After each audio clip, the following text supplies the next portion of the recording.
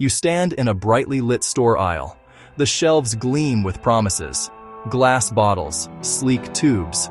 One cream vows to give you confidence. A serum offers radiance. A foundation claims to create a flawless you. You pick up a small heavy jar. The label whispers of botanical extracts. The label promises empowerment. The price is high. The feeling it promises is priceless. You tell yourself this is an act of self-care. It is a purchase made just for you. This is an investment in your own happiness. You are choosing to love yourself. This product is the physical proof of that decision. This moment feels intensely personal. It feels like a quiet rebellion against a world that often tells women they are not enough. This modern story of empowerment is often called choice feminism. The idea is simple. It says that any choice a woman makes is, by its very nature, a feminist choice. If she chooses to wear high heels, if she chooses to undergo cosmetic surgery, if she chooses to build a brand around her physical beauty, the core principle is that the act of choosing is where the power lies. It positions individual autonomy as the ultimate goal and the final destination of the feminist journey. On the surface, this feels liberating and inclusive. It pushes back against older, rigid models and makes room for many ways to live. However, a deep paradox lies at the heart of this idea. We can call it the empowerment paradox. An act that feels like free choice can be shaped by powerful, unseen pressures. The choice is not made in a vacuum. It is made within a culture and a market invested in a narrow definition of beauty. The thing that looks like freedom can become a subtle form of control. The cage becomes invisible when we are told we chose to walk into it. This control does not come from explicit rules or laws. It is the relentless flow of images, the unspoken standards of platforms, the economics of attention. When culture rewards one choice with likes, access, and social currency, how free is the chooser? Understanding self-objectification. It is what happens when you learn to see yourself from a third-person perspective.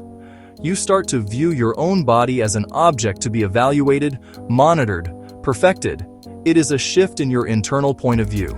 Instead of feeling its strength, feeling its hunger, feeling its comfort, you begin to experience your body as an external observer might. You are constantly aware of how you look. The male gaze trained audiences to see women through a hypothetical outside eye. Today, this process is often disguised as empowerment. Constant self-monitoring becomes personal branding. The endless effort to perfect one's appearance is called self-care.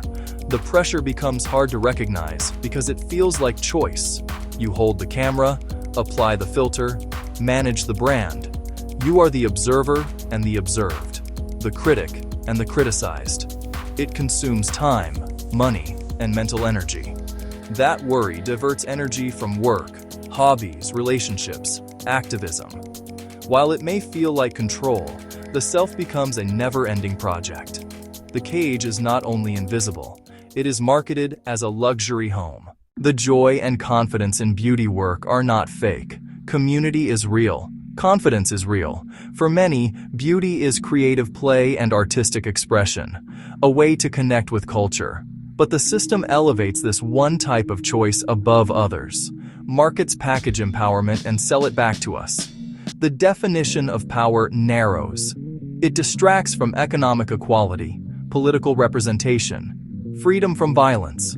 The personal joy of a new lipstick is valid, but it is not a substitute for fair wages. This is where choice feminism can become a trap. By insisting any choice is victory, it flattens the landscape of power. A simple framework celebrates autonomy, but hesitates to ask why she felt she needed it. It avoids questioning the industry that profits from insecurity, or the standards that produce inadequacy in the first place. Empowerment can be both a real feeling and a commercial product.